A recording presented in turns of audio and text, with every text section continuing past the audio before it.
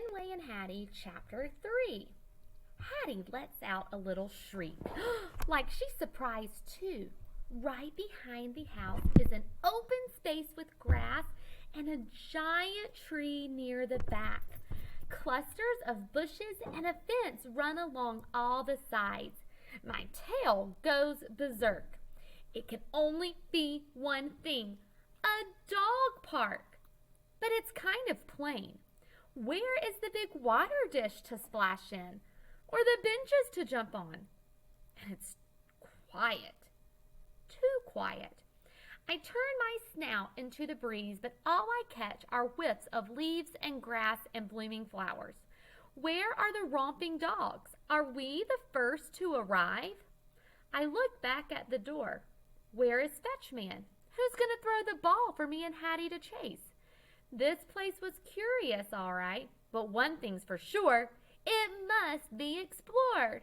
I wiggle out of Hattie's arms and drop onto the porch. She chases me down the steps. Yippee! It's time to play. I tear around the dog park, zigging and zagging. If Hattie wants to catch me, she's going to have to outrace the master. But as I make a sharp turn, Hattie's not behind me. She's in the middle of the dog park, somersaulting through the grass. Is this a new game? I hustle over and slobber her face with licks. She flops on her back, laughing. I sink down next to her and nuzzle her chin. Come on, Hattie, it's playtime, I bark. She closes her eyes and hums. She must be too comfortable to get up. And it's obvious she's going to need some convincing, and I know just how to do it. Nose in the grass, I trot off in search of a stick. I haven't gotten far when I start to realize something. I haven't sniffed any messages from other dogs. How strange. I stop to leave one or two so the new dogs know I'm here and ready to play. Right as I'm watering a strategic spot, I get sidetracked by a horrible rodent-y smell. Hold on. Squirrel! I look over and spot his fat, nasty body up ahead. He's sitting proudly in the dog park, his tail flounced up like he deserves to be there. My own tail shoots up too. I race over to show him who's boss. But he's not acting the least bit intimidated. He just sits there in the grass glaring at me. Does he think I'm not serious? I bare my teeth. I'm ready to pounce. I'm about to grab his squirrely fur when suddenly he pivots and rockets back to the fence. I'm hot on his tail. A dog park is for dogs, I bark after him. He scurries partway up the trunk of the giant tree, then pauses to flick his bushy tail at me. Chipper, chatter, squawk, he screeches, daring me to nab him. I spring up, furiously pawing the tree, but he's just out of reach. You coward, I bark.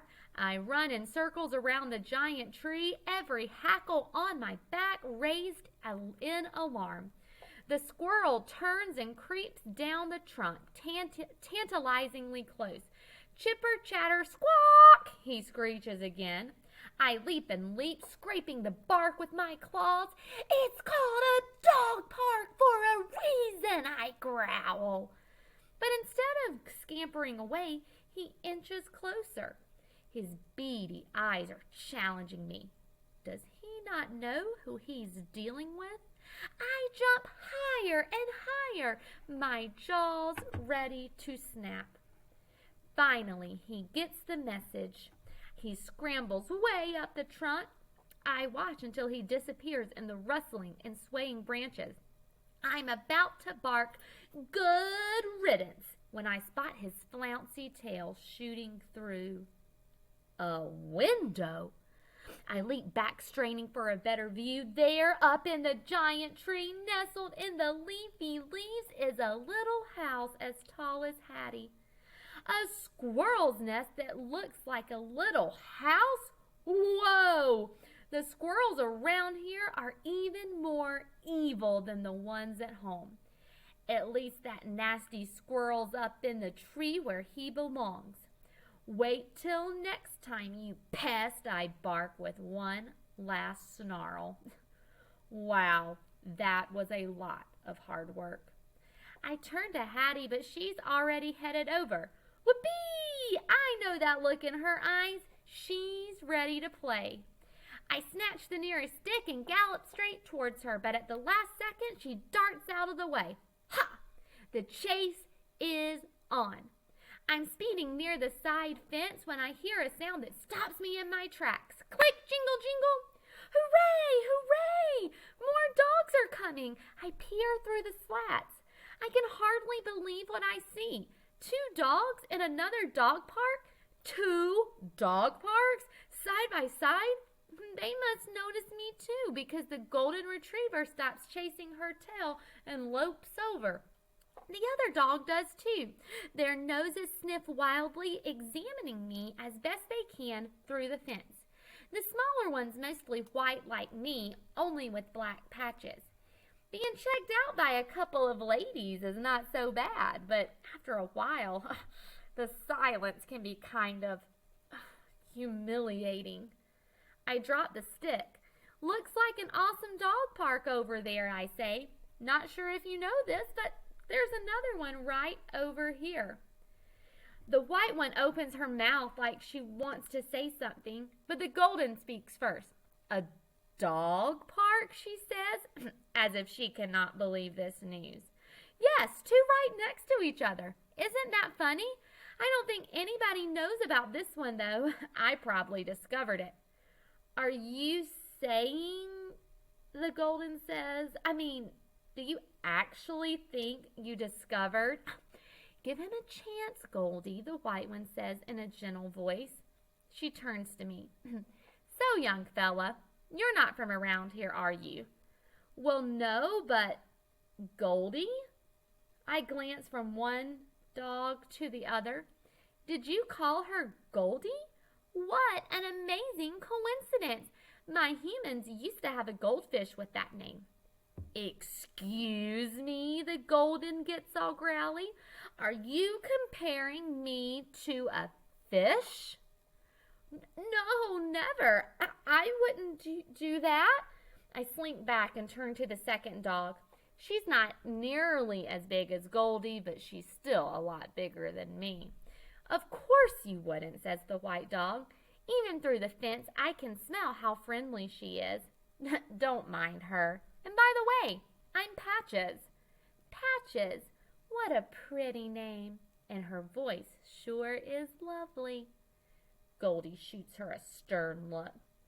Why don't you tell us about yourself, young guy, Patches said. Okay, my name's Fenway. I live in an apartment way up high, above the honking cars and the snorting buses, right next to the sidewalk that leads to the real dog park. Do you know it? Patches cocks her head like she's not sure she heard me right. No? Well, it's a really cool place. You'll just have to trust me.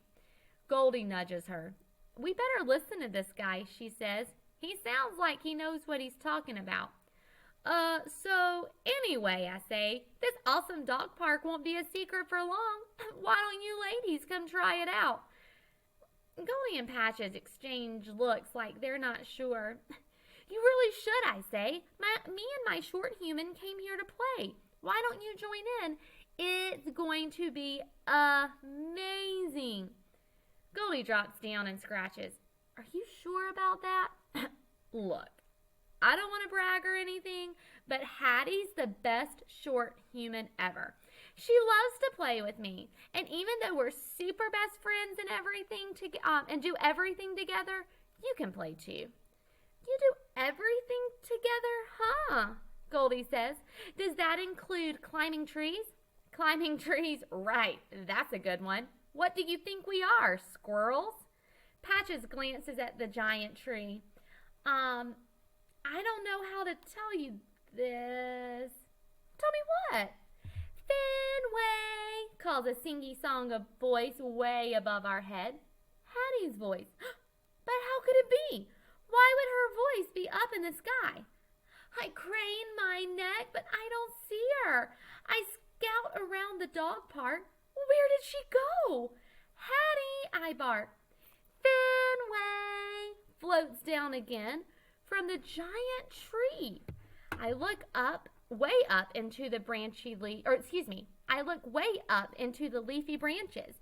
There, in the little squirrel house, a face is peering out the window. An arm is waving. It looks like Hattie. It sounds like Hattie, but Hattie doesn't climb trees. How did she get up there?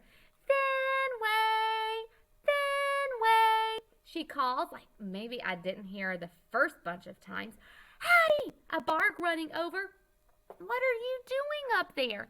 She keeps smiling and waving, like she's perfectly happy up there in that squirrel house. This is not right. Come down, I bark again and again. Hattie leans out the window, arms resting on the ledge, gazing down at me, knowing I can't climb a tree and join her. I turn away with a shudder. It's all so squirrely. She loves to play with you, all right, Goldie says. Then what's she doing up in that tree? Don't tell me she expects you to follow her up there. Hey now, Patches scolds. It sounds like she's really into the guy. Huh.